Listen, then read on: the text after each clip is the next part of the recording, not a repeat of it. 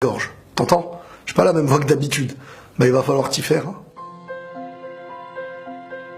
Aujourd'hui, encore plus qu'avant, chacun de nous se doit d'assumer ce qu'il est. Bien entendu, je parle pas d'assumer d'être un voleur, de voler ou de faire des bêtises. Ça, faut pas assumer, c'est pas bien. Je parle de rester intègre, de rester un petit peu soi-même avec ses valeurs. En gros, de rester soi-même, et même dans un moment où tu vas être sali à cause de certaines personnes qui ont commis des choses en ton nom. Et quand je dis en ton nom, c'est plus précisément au nom de ta communauté. Et la meilleure manière de combattre et de prouver aux gens la personne que tu es, c'est tout simplement de rester toi-même. Ça peut paraître bête, mais si demain on te soupçonnait d'avoir un sac rempli d'argent volé, et que du jour au lendemain tu te mettais à jeter ton sac ou à le cacher, à un moment ils vont commencer à se dire que cette personne, tu m'as compris. Et c'est pareil avec nos valeurs. Les rejeter dans un moment pareil, ça voudrait dire un petit peu qu'on se reproche d'avoir nos valeurs. Peu importe le lieu où tu iras, la base c'est de rester intègre, de rester toi-même. L'objectif, c'est pas de ressembler aux autres et de devenir quelqu'un d'autre, mais plutôt d'apporter à ces autres personnes les richesses de ta personne. Apporter, j'ai dit.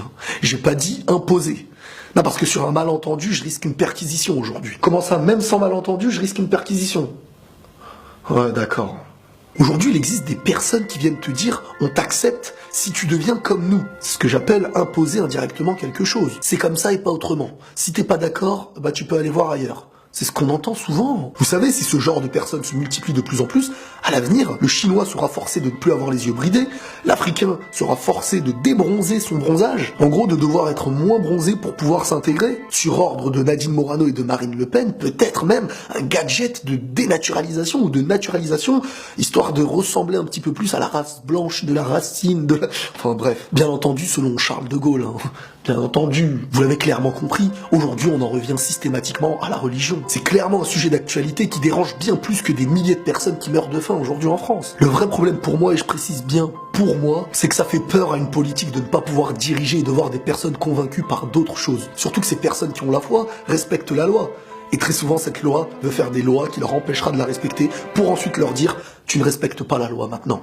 Le problème, c'est qu'aujourd'hui, on a attendu d'être touché pour se sentir touché. Je vais le répéter, ça fait peut-être pas plaisir à du monde, mais il faut savoir que dans le monde entier, il se passe ce genre de choses, et tous les jours. Ce qui m'attriste au fond, c'est de voir que les personnes qui sont tous les jours touchées par ce genre de drame sont ces personnes qui ont le plus de cœur et qui vivent les hommages même des autres. Car eux, ils en connaissent la douleur de tous les jours. Moi, j'ai sincèrement été touché par ce qui s'est passé chez nous à Paris. Et en faire un hommage ne me dérange pas du tout, bien au contraire, c'est une bonne chose. Mais ce qui me dérange, c'est d'ouvrir les yeux uniquement lorsque ça nous touche, nous. De toujours voir les choses au national, mais de ne jamais s'ouvrir à l'international. On s'attriste toujours des mêmes victimes, et on en oublie très souvent les mêmes victimes. Mais c'est juste ça que je trouve injuste. Et je suis pas bête. Je sais que lorsque c'est un membre de chez nous qui est touché, on sera forcément plus touché. Et pour moi, être triste de la mort d'un innocent qu'on ne connaît pas, se doit d'être, même lorsque c'est un mort qu'on ne connaît pas, mais d'ailleurs. Pour moi, c'est ça l'humanité en fin de compte.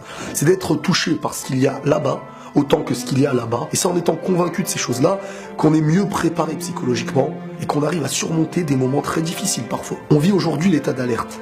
Et l'état d'alerte, en fait, ça a pour objectif d'être en sécurité et d'être plus protégé suite à ce qu'il s'est passé avec les attentats. Le problème, c'est qu'aujourd'hui, il y a tout autant de gens traumatisés par ces terroristes que de gens traumatisés par ceux qui sont censés nous protéger. Des perquisitions à 99% qui visent uniquement les mêmes personnes, traumatisant des familles, des enfants. Et pour parler d'enfants, je connais même des mamans qui ont dû emmener leurs enfants aux urgences suite à ces traumatismes. Des maisons se voient limite détruites, ne parlons pas des lieux saints qui sont salis. En gros, aujourd'hui, à cause d'un petit nombre de personnes qui viennent salir des millions de personnes, il y a des millions de personnes qui souffrent. Faut pas se cacher, faut dire la vérité. Dans les forces de l'ordre, il y a énormément de bien.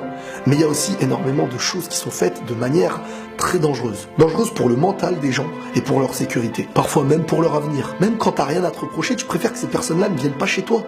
C'est quand même grave d'en arriver là. Tu te protèges de ceux qui sont censés te protéger. Aujourd'hui, j'ai le droit de le dire, la justice fait tout autant peur que l'injustice. À croire qu'ils en sont devenus frères et sœurs. C'est ça un état d'alerte, de terroriser le pays, de lui faire comprendre clairement qu'il n'est plus en sécurité. Et bizarrement, les gagnants dans tout ça, c'est uniquement certains politiques en qui les Français ne croyaient plus, ceux pour qui les sondages étaient en chute libre. Et bizarrement, après ces événements, il aura suffi de la peur pour commencer à faire remonter ces sondages. Ce message est pour tous les Français et aussi pour les autres.